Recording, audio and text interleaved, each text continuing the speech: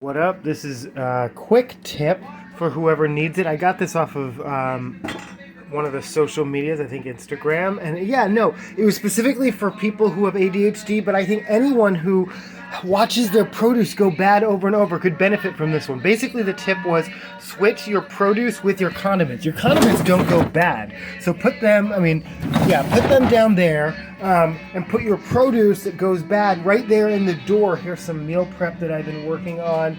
And if you want to see me make this meal prep, you can watch it on Soup for My Family, the new cooking show, a full-length, hour-long special coming up soon. But yeah, this is just a quick tip, short. Put your produce in your door, some yummy apples, some peppers, some green onions. Here's just a jam jar with pepper or onion in it, some carrots. And like I said, those are some salads that I pre-prepped. Thanks for watching. They're my dogs. Thanks.